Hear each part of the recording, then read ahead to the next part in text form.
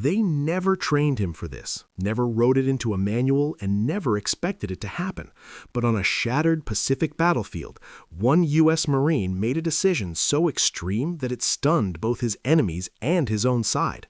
What began as desperation would become one of the most terrifying examples of battlefield improvisation in World War II.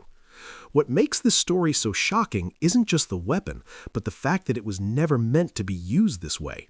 Aircraft guns were designed for speed, altitude, and fleeting targets in the sky, not for mud, heat, and advancing infantry. Yet in the chaos of island warfare, rules stopped mattering. To understand how things reached this point, you have to picture the Pacific War as it really was. This wasn't Europe with wide roads and armored divisions. This was jungle, volcanic rock, choking heat, and an enemy that refused to retreat. Every yard forward was paid for in exhaustion and fear. By the time U.S. Marines pushed deeper into the islands, they faced Japanese defensive tactics that seemed almost impossible to break. Hidden bunkers, overlapping fields of fire, and soldiers trained to fight until the last moment turned every advance into a nightmare. What made it worse was the imbalance of firepower at critical moments.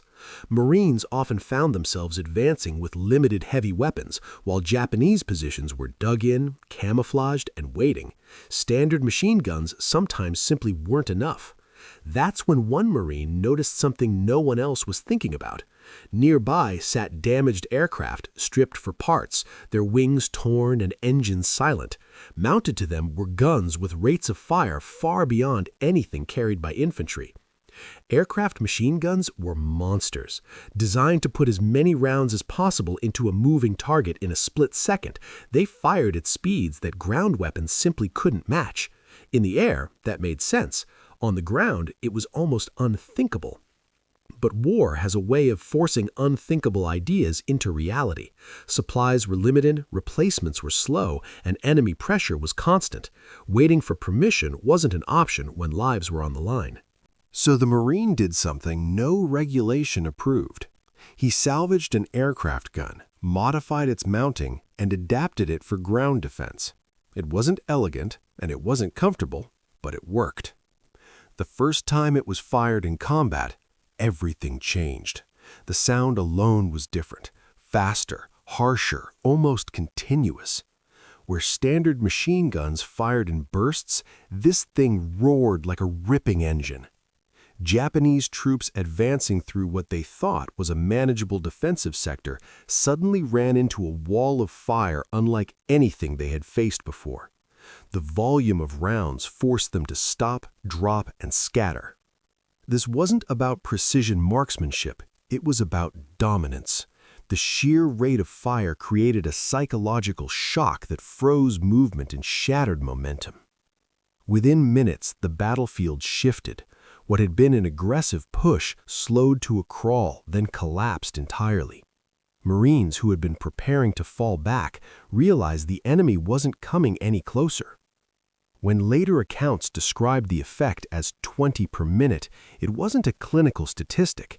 It was a way of explaining how overwhelming the weapon felt in action. The gun didn't just stop attacks, it erased them. Word spread quickly among nearby units. Marines who had never seen anything like it stared in disbelief as the modified weapon chewed through ammunition at a pace that felt almost unreal. But this power came at a cost. Aircraft guns weren't designed for dirt, humidity, or sustained ground fire. They overheated fast, jammed unpredictably, and demanded constant attention to keep running. The Marine manning it had to improvise constantly, clearing malfunctions under pressure and swapping barrels while rounds cracked nearby. It wasn't heroics, it was survival. What mattered most was time. Every minute the gun held the line allowed wounded Marines to be evacuated, reinforcements to reposition, and defensive lines to stabilize. Japanese forces, trained to exploit weakness and momentum, found neither. Instead, they faced a weapon that turned open ground into a no-go zone. By the end of the engagement, the area in front of the position was silent, not because the battle was over everywhere, but because here the attack had been broken completely. Commanders took notice, not officially, not in reports meant for doctrine, but in the quiet acknowledgement that ingenuity had saved lives when planning had failed. This wasn't a turning point of the war. It wouldn't change grand strategy or redraw maps, but for the Marines who survived that day, it was everything. The story spread the way frontline stories always do, through word of mouth, exaggeration, and awe. Each retelling emphasized the speed, the sound, and the disbelief that a single adapted weapon could have such an impact. After the battle, the gun was eventually abandoned. Ammunition was too scarce, maintenance too difficult, and standard weapons returned to the forefront. But the lesson remained. War doesn't just reward obedience. Sometimes it rewards imagination under fire. Long before modern rapid-fire systems became standard, this moment showed what overwhelming firepower could do when placed in the right hands at the right time. The Marine who made the decision didn't see himself as a pioneer. He saw himself as someone who refused to be overrun. Today, when historians look back, the story stands as a reminder that innovation doesn't always come from laboratories or planning rooms. Sometimes it comes from a battlefield, a broken aircraft, and a Marine who decided that survival mattered more than rules. And that's why this moment still echoes, because in a war defined by chaos, one insane modification proved that adaptability could be just as deadly as strategy.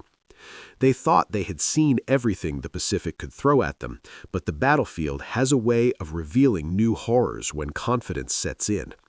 Just when Japanese commanders believed they understood American firepower patterns, this improvised weapon shattered that assumption completely. The reason the gun was so devastating wasn't just speed, but rhythm. Traditional ground machine guns fired in pulses that attackers could learn to read, moments to rush forward between bursts. This gun had no mercy in its timing. It erased those gaps entirely. Every squeeze of the trigger unleashed a stream so dense it felt like the air itself was being torn apart. Marines nearby described it as less like gunfire and more like standing next to a living engine of destruction. The psychological impact mattered as much as the physical one. Japanese troops were trained for courage under fire, but courage depends on movement and intent. When movement becomes impossible, courage turns into hesitation. That hesitation was fatal in a war where momentum decided survival. Attacks that relied on speed and surprise stalled instantly, leaving units exposed in terrain with no cover. The Marine operating the weapon quickly learned that control was everything. Short, disciplined bursts prevented overheating while still maintaining the illusion of constant fire. It wasn't reckless, it was calculated aggression. Behind the gun, Marines who had been bracing for close combat found themselves with breathing room. Time stretched, seconds felt like minutes, and minutes felt like borrowed life. Every new wave that tried to probe the position was met with the same overwhelming response. The battlefield in front of the gun became a dead zone no one could cross. This wasn't hero worship, it was cause and effect. One decision altered the flow of combat in a way that training alone never could. The Japanese command struggled to adapt. Mortars and indirect fire were brought in, but without precise coordinates, effectiveness was limited. Jungle terrain swallowed sound and obscured vision. As daylight shifted, shadows lengthened, and the weapon continued its grim work. Ammunition ran dangerously low, each belt fed with the knowledge that resupply was uncertain. Still, the Marines stayed on the gun, not because of orders, but because leaving it unmanned meant inviting disaster. When relief finally arrived, the men who took over could hardly believe what they were seeing. Empty ammunition boxes piled high, the barrel scorched, the mount scarred from heat and recoil. The gun was silent now, but its presence lingered. The ground ahead bore the unmistakable signs of an attack that had gone nowhere. Later, when reports were written, the language was careful. Official records avoided sensational numbers, focusing instead on repelled assaults and effective defensive fire. But among the Marines, the story took on a life of its own. The phrase 20 per minute became shorthand, not a count, but a feeling, a way of saying the enemy never stood a chance. In the broader context of the war, this moment faded into the background noise of larger operations and famous battles. Yet its lesson quietly influenced how Marines thought about firepower. After the war, aircraft guns would inspire new ground-based weapons designed specifically for sustained high rates of fire. The future caught up with that battlefield improvisation. What made this moment legendary wasn't just lethality, it was necessity. The Marine didn't innovate to make history, he innovated because the alternative was defeat. Even today, military instructors point to moments like this when explaining adaptability under pressure. Doctrine matters, but flexibility saves lives. This story endures because it strips war down to its rawest truth. Victory doesn't always belong to the side with the best plans. Sometimes it belongs to the one willing to break them when reality demands it. And in that humid, shattered corner of the Pacific, one Marine proved that a weapon designed for the sky could dominate the ground, if someone was bold enough to try. The gun was eventually lost to time, but the idea behind it never was. It lives on in every lesson about improvisation, every reminder that survival often depends on thinking beyond what's allowed. That's why this story still grips people decades later, not because of numbers, but because it shows how quickly the balance of power can shift when fear meets ingenuity. And as long as wars are fought by humans instead of machines alone, stories like this will continue to surface. Moments when someone makes a choice that changes everything in the span of a few furious minutes. They believed the worst part was over, but in the Pacific War, calm was often just the pause before something even more violent arrived. The silence after the guns stopped firing wasn't peace, it was uncertainty, the kind that makes every Marine keep his finger close to the trigger. The jungle didn't care about victories or defeats. Heat pressed down, insects returned, and the smell of burnt powder mixed with damp earth. The battlefield reset itself quickly, as if trying to erase what had just happened. What lingered wasn't what could be seen, but what had been learned. Marines who witnessed that engagement understood something fundamental had shifted in their minds about what was possible. The idea that a weapon belonged strictly to one role had been shattered. If it could fire, it could be adapted. If it could be adapted, it could save lives. In later days, as units rotated and positions changed, the story followed the Marines who had been there. It spread quietly, not through official briefings, but through conversations whispered during rest periods and foxhole talks at night. Each retelling added emphasis to the sound, the speed, the unstoppable nature of the fire.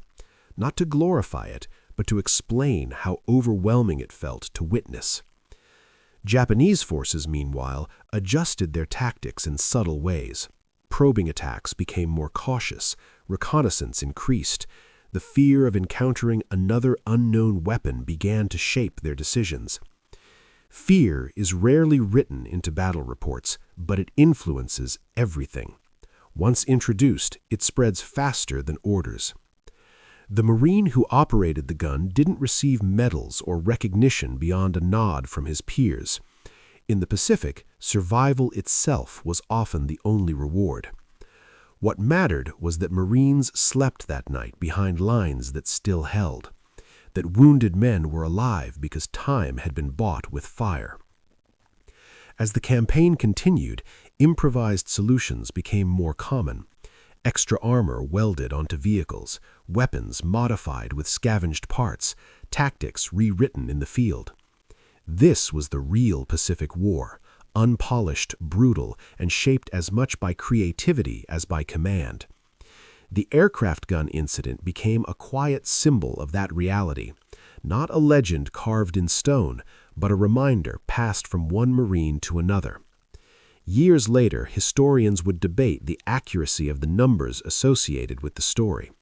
They would dissect rate of fire, engagement duration, and terrain.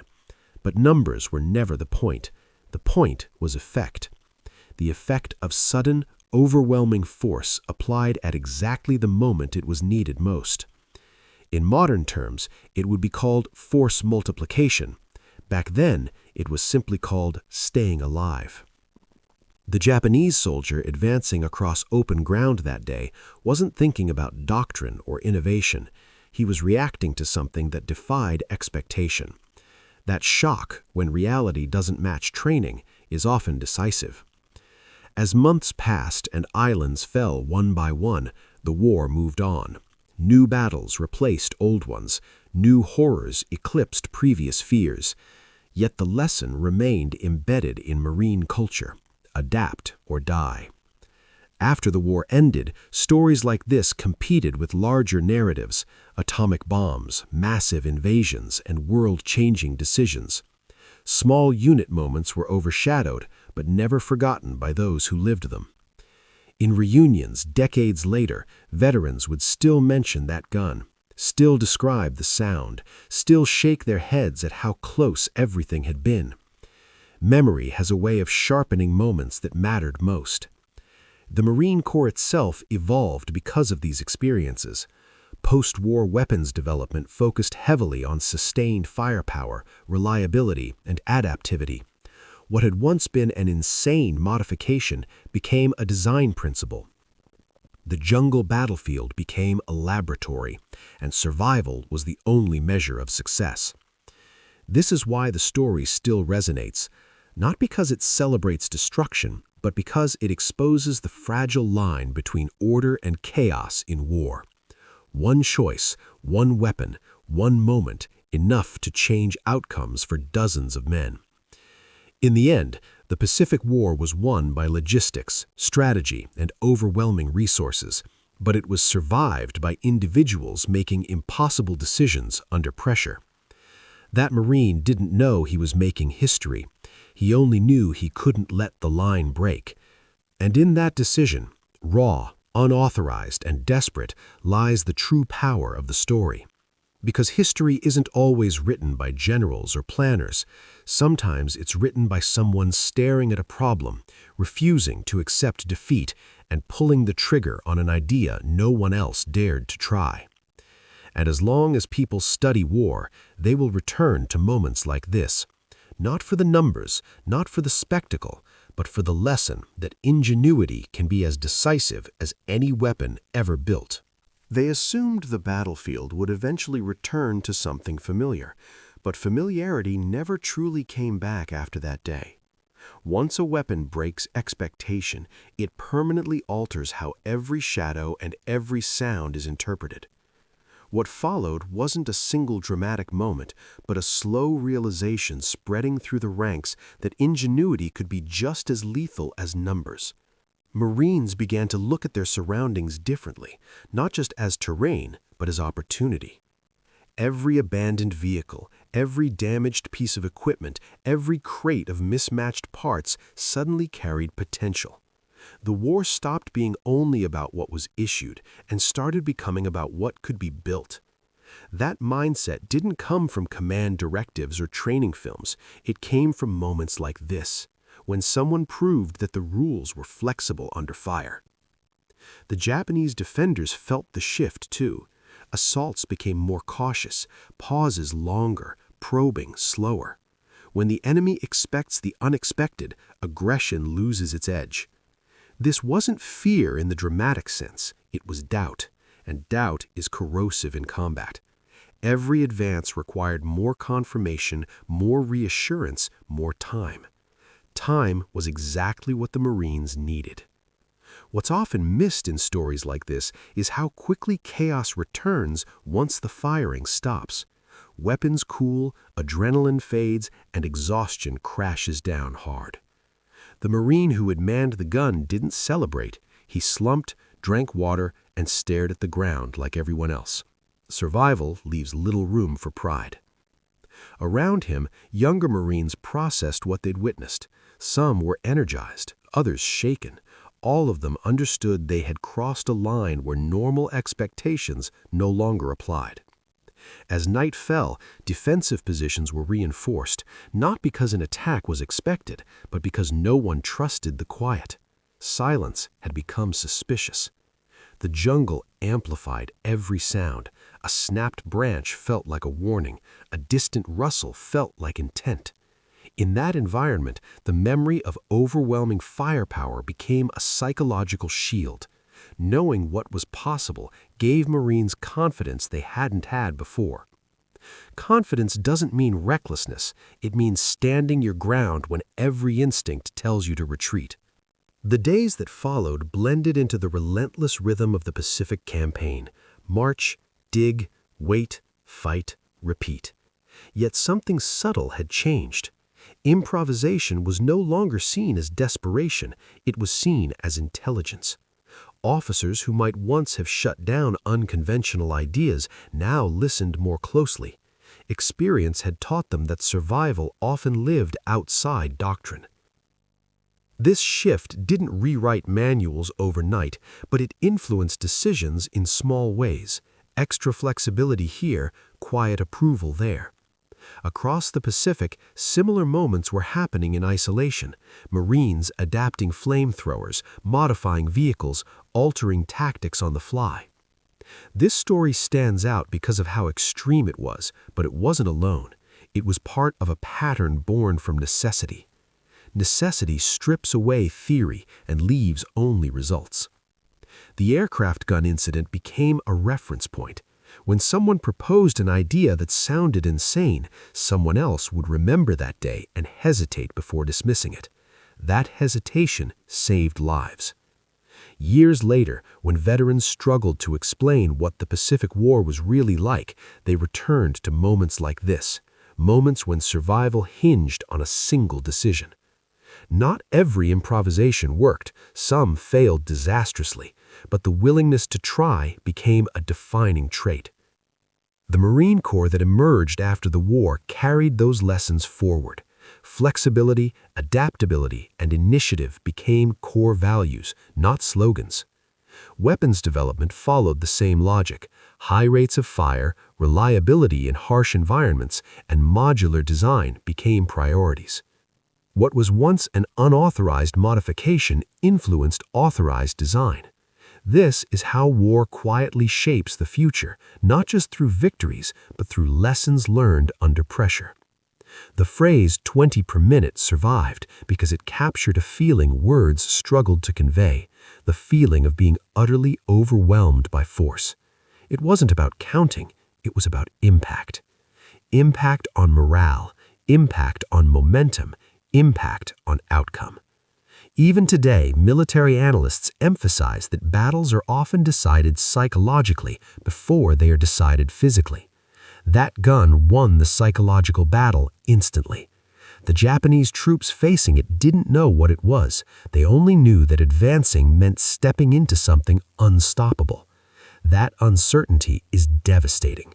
Training prepares soldiers for known threats. Unknown threats fracture resolve.